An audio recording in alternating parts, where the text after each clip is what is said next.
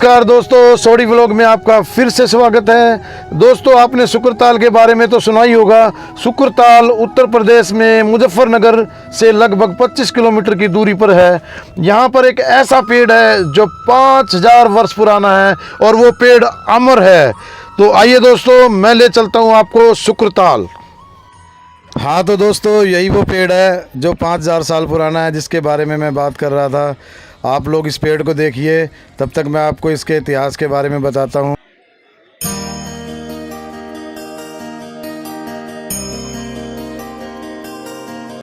दोस्तों, एक बार राजा परीक्षित, जो कि पांडवों के उत्तराधिकारी और हस्तिनापुर के राजा थे, वो जंगल में शिकार खेलने निकल गए।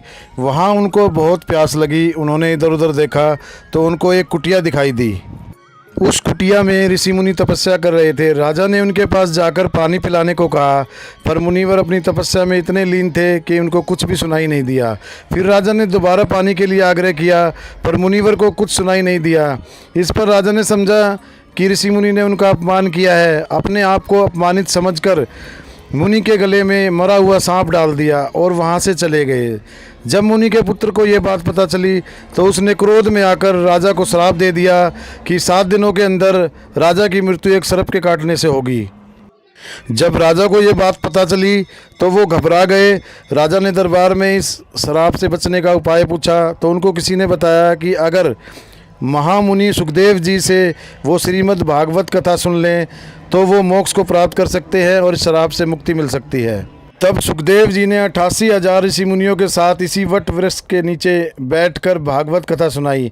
दोस्तों, सबसे पहले यहीं पर भागवत कथा हुई थी। उससे पहले कहीं भी कोई भागवत कथा नहीं सुनाई गई थी। सबसे पहले यहीं पर हुई थी। सुखदेव जी को कथा सुनाते हुए 6 दिन बीत गए थे, पर राजा के चेहरे पर मृत्यु का डर साफ नज़र आ रहा था। वो डरे हुए थे। उनको डर लग रहा था कि 7वां दिन आने वाला है और सांप आकर उनको काट लेगा, डस लेगा और उनकी मृत्यु हो जाएगी। उनके चेहरे पर मृत्यु का डर एकदम साफ नज़र आ रहा था। राजा के चेहरे से मृत्यु का डर भगाने के लिए सुखदेव जी ने उन्हें एक कहानी सुनाई। उन्होंने कहा, एक बार एक राजा जंगल में रास्ता भटक गया। रात काफ़ी हो गई थी। राजा को एक झोपड़ी दिखाई दी। उस झोपड़ी में एक बीमार आदमी रहता था। बीमार इतना था कि वो अपना मलमूत्र वगैरह भी वहीं झोपड़ी में ही करता था। तो उस झोपड़ी में बहुत दुर्गंध थी, बहुत बदबू थी। कोई आदमी उसमें खड़ा भी नहीं रह सकता था। लेकिन राजा को रात गुजारनी थी, इसलिए उसने जाकर उस बीमार आदमी से कहा कि वो मुझे एक रात ठहरने दे। पर बीमार आदमी ने उसे ठहरने के लिए मना कर दिया। राजा ने पूछा क्यों? तो उसने कहा कि जो भी इस रात को इस कोठरी में ठहरता है वो सुबह घर जाने का नाम ही नहीं लेता। वो ये कहता है कि मैं यहीं पर ही रहूँगा, यही मेरा बसेरा है, इसलिए मैं यहाँ किसी को नहीं ठहरने देता। राजा ने कहा कि मैं ऐसा नहीं करूँगा, मुझे सिर्फ रात गुजारनी है, सुबह होते ही मैं चला जाऊँगा। राजा ने उससे वादा किया कि वो सुबह होते ही चला जाएगा। उसने उसे रात को रुकने दिया। जैसे जैसे रात बीतती चली गई, राजा के मन में पाप आता चला गया। उसने सोचा, उसको वो दुर्गंध बहुत अच्छी लगने लगी राजा को, और उसी वहीं रहने की उसने कल्पना कर ली। थोड़ी देर बाद सुबह हुई तो वो लड़ने लगा उस बीमार आदमी से कि मैं यहीं रहूँगा। फिर सुखदेव जी ने राजा परीक्षित से पूछा, क्या उस राजा ने अच्छा किया? क्या उसका करना ठीक था? तब परीक्षित जी ने कहा कि नहीं, यह तो सरासर गलत है। उसे अपने राजपाट की तरफ ध्यान देना चाहिए और अपना वादा पूरा करना चाहिए। सुबह छोड़कर चले जाना चाहिए। राजा परीक्षित ने सुखदेव जी से पूछा, ऐसा कौन सा राजा है जो ये सब कर रहा है? फिर सुखदेव जी ने कहा कि वो और कोई नहीं, वो आप ही हो। परीक्षित ने हैरानी से देखा कि मैं?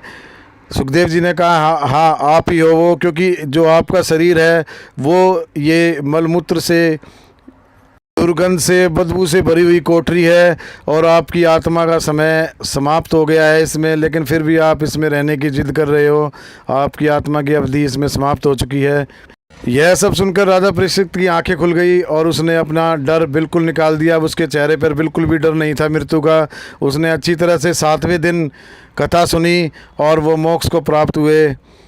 कथा पूरी होने के बाद वो सांप उनको काटने के लिए आया, लेकिन उस समय उस शरीर में जान नहीं थी, सिर्फ शरीर था।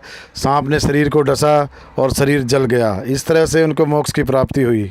ये देखिए दोस्तों, इसकी कितनी लंबी लंबी डालियां हैं, कितनी विशाल डालियां हैं। वैसे तो ये पेड़ 5000 वर्ष पुराना माना जाता है, परंतु ये भी कहा जाता है कि ये वृक्ष 16 वर्ष का है अभी, क्योंकि जब परीक्षित को कथा सुनाई गई थी जब उनकी उम्र 16 थी।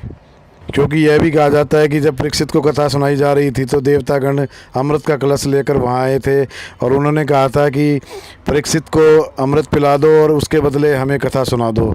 सभी देवतागणों ने यह कहा, लेकिन परीक्षित ने ये बात नहीं मानी और कथा सुनना ही अच्छा समझा। और फिर देवतागण वापस कलश ले जाने लगे तो कुछ बूंदें यहाँ गिर गई और तब से ही ये वृक्ष अमर हो गया है।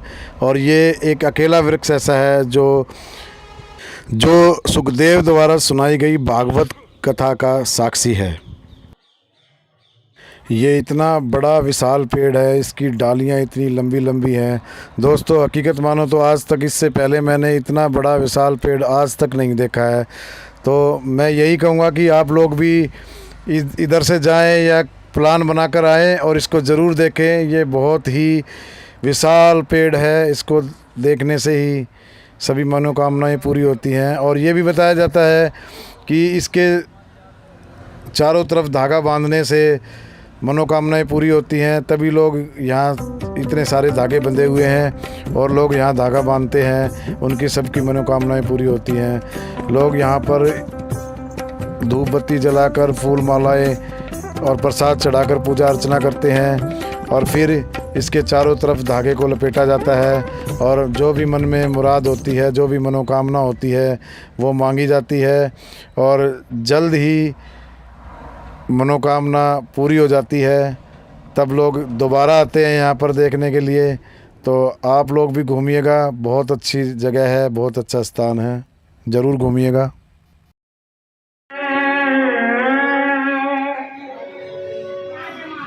आदत आदत है जिनको बड़ी जिसकी आदत है,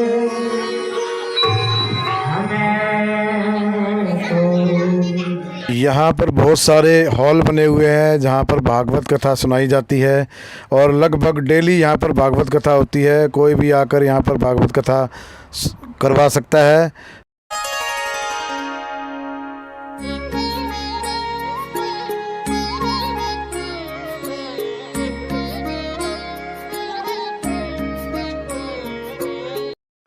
मंदिर से थोड़ी दूरी पर ये गंगा जी का घाट है। गंगा सेवा समिति की तरफ से ये घाट बनाया गया है, बहुत ही सुंदर घाट है। पहले ये घाट बिल्कुल नज़दीक हुआ करता था मंदिर के, लेकिन अब ये थोड़ा दूर हो गया है और बहुत सुंदर घाट है, लोग इसमें स्नान करते हैं।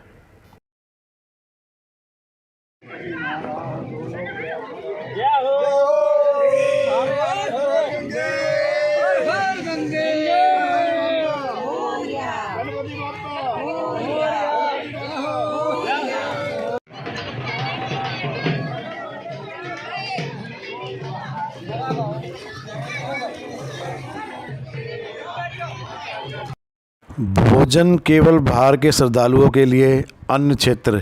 ये भंडारे का स्थान है, यहाँ पर डेली भंडारा लगाया जाता है। गंगा सेवा समिति की तरफ से रोज़ यहाँ भंडारा लगाया जाता है और किसी व्यक्ति को अगर भंडारा लगाना है तो उसके लिए यहाँ एक फ़ीस तय है 1 दिन के भंडारे की। वो अपने फ़ीस देकर यहाँ अपने तरफ से कोई भंडारा लगा सकता है। वैसे ये भंडारा प्रतिदिन चलता है। दोस्तों ये एक और मंदिर है सुखदेव चरणदास जी का। चरणदास जी सुखदेव के बहुत ही प्रिय शिष्य हैं और ये उनका विशेष तौर पर मंदिर बनाया गया है। बहुत ही सुंदर मंदिर है। सुखदेव जी भी बैठे हैं और उनके प्रिय शिष्य चरणदास जी भी यहीं बैठे हैं। दर्शन कर लीजिए दोस्तों।